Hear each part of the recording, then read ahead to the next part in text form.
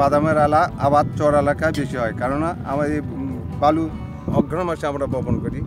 এই আবারটা চর এলাকার জন্য খুব সুবিধাজনক, কারণ বিনা সারে বিনা খাটনিতে এই যে আবারটা আমরা বপন করি। এখানে কোনো প্রকার সার দিতে হয় না।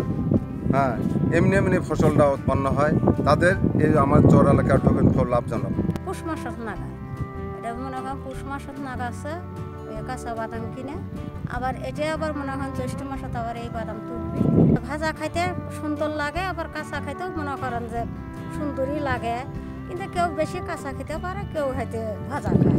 কালিয়াকান্দি উপজেলায় প্রায় 700 হেক্টর জমিতে চীনাবাদামের চাষ করা হয়েছে এবং মাঠে যে বাদামের যে এখন পর্যন্ত যে অবস্থা, আমরা বিভিন্ন জায়গায় দেখেছি যে বাদামের অবস্থা অত্যন্ত সন্তোষজনক এবং আমরা আশা করতেছি যে এখান থেকে প্রায় 1200 মেট্রিক টন বাদাম আমরা উৎপাদন করতে সক্ষম হব এবং বাদাম অত্যন্ত একটি তেল জাতীয় একটি লাভজনক একটি ফসল, কারণ এটা কৃষক বন্যার পরবর্তীতে যে জমিতে পলি পড়ে, এই পলি মাটিতেই মূলত তেমন কোনো সার তারা ইউজ করে না, পলি মাটিতেই বাদাম রোপণ করে থাকে এবং একদিকে বলা যায় শুধুমাত্র বীজের খরচ ছাড়া কৃষক তেমন কোনো এখানে ইনভেস্ট করে না, যার ফলে এটা পুরাটাই আমরা মনে করি যে একটা লাভজনক ফসল।